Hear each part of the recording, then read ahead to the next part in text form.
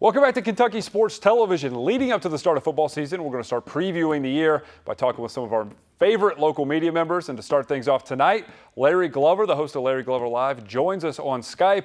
Larry, thank you for taking some time to talk with us. Thanks for having me, TJ. I appreciate it.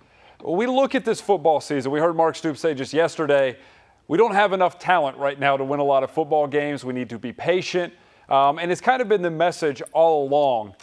How far do you think the patience goes? Is there still a threshold of wins this season, or what are the things that you would say fans would need to see in order for this patience and believe in the plan to continue long term?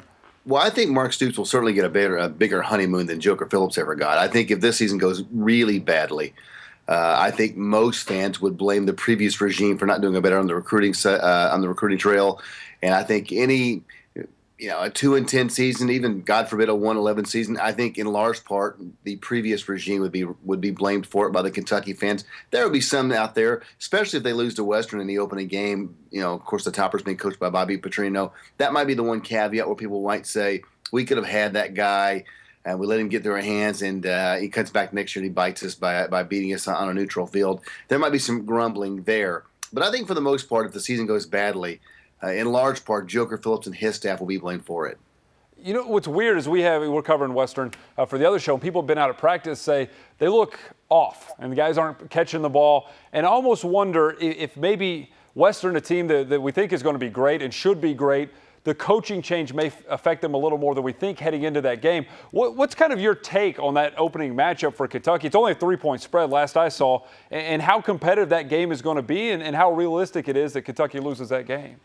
Well, I think it's going to be a very competitive game. I would expect it to be relatively close either way. I think Kentucky would probably win 4 out of 7 times, but I won't be surprised at all if Western wins. Petrino's a great coach. I would never underestimate him. He's very clever. He's never particularly liked Kentucky, especially now that he was passed over by UK. So I'm sure there's probably a little bit of juice in him wanting to kind of get back and prove that they made a mistake by not tabbing him. Because honestly, Petrino, if you put him under a lie detector test, he probably would tell you that he wanted to land a bigger job than Western, truthfully, and he didn't. And I think he probably would like to stick it to Kentucky to show them that they made a mistake. And he's the kind of coach that if given the opportunity to put the dagger in the heart, he will. And so I think it'll be a very close game. I won't be at all surprised if Western wins. I think Kentucky will probably win because, frankly, if not for a horrendous first half, Kentucky wins going away last year instead of losing in a close one. So I think it go either way. I think Kentucky will probably win. Won't be surprised if Western does, though. We did a breakdown of the schedule on our show, and the way I look at UK's schedule is if they can make it through that stretch, the Louisville, Florida, South Carolina, Alabama, Mississippi State, all those teams, at the end of the schedule, there are games that I think are winnable in theory if they can be healthy and competitive and grow throughout the year. But it will be a matter of getting through that stretch. Hypothetically, let's say they get to a point this year, if they're going to win 5 games, maybe 6, and have a season better than anyone expected, what are the 1 or 2 things, which I know there's a lot more than that, but key things that you say this absolutely has to happen, offensive or defensively?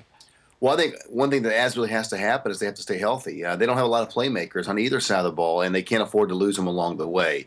One of the hardest things to project as to how Kentucky might do against Missouri or Vanderbilt at the end of the schedule, which are games that people, in theory, figure Kentucky could win, even though Vanderbilt won by 4 touchdowns last year in Lexington. But it's a game that Kentucky fans still think that Kentucky ought to be able to win. They have to be healthy. They simply cannot go into that game with Mr. Cobble and Dante Rumpf and Bud Dupree and Zadarius Smith all on the sidelines in walking boots. They can't be starting their third-string quarterback and a bunch of freshman receivers and a beat-up offensive line. So I think first and foremost, health is the reason that gives Kentucky a chance to maybe win some games at the end of the season. I think that's the most important aspect. Now, obviously, you have to find a leader on the offensive side of the ball. I know when people look to the quarterback, and whether it's Max Patrick or Jalen, as it appears it's going to be Jalen Whitlow, not only does he have to be a playmaker, he has to emerge as a leader too, and I think that's going to be really important. I think we've seen on the defensive side, Avery Williamson fills that void. If he's healthy, he's on the field, I think that particular area is taken care of. But I think staying healthy and find playmakers / leaders, I think, is probably the second most important thing. At that quarterback position, yesterday Neil Brown said there's a possibility that they will not name a starter, that they will just let Western be as surprised as everybody else when the game starts. What do you think of that potential strategy, and do you believe Jalen Whitlow is going to be that guy ultimately that comes out and takes the snaps? Well, I'll start with the last question first. I think Jalen Whitlow is going to be the guy. I felt all along that it would be Max Smith, but about a week and a half, 2 weeks ago, talking to people around the program, former players who have been in on practices and have talked with the coaches, and they all to a man say it's going to be Jalen Whitlow, and I trust that they're probably right. I think it is going to be Jalen Whitlow. As far as keeping it under wraps to keep Western guessing, it's going to be awfully hard to do in the day of Twitter and Facebook, honestly. And now they might tell the players we're shutting this thing down until after the first game, and if that happens, maybe they can't keep it under wraps for the most part. But if they don't, it's going to leak out eventually. So I'm not sure they're going to be successful in that regard. If they can somehow pull it off, I think it only benefits them, especially if it's between a guy like Jalen Whitlow and a guy like Max Smith, which are very different quarterbacks. If it were between Max and Patrick, you might argue that it doesn't really give you any significant advantage. But because the quarterbacks are very different, you might find yourself in a situation where if they're guessing one way and you come out in a different direction, you might gain an advantage initially. But I think after the first couple of series, I think both teams, regardless of whatever guessing games may be played, would adjust. All right, Larry Glover, the host of Larry Glover Live. Always a pleasure. Thanks for the time. We'll check in later in the season. Thank you, TJ. That is our show for tonight. Make sure you join us tomorrow for more football talk. Enjoy the rest of your evening, and we will see you tomorrow.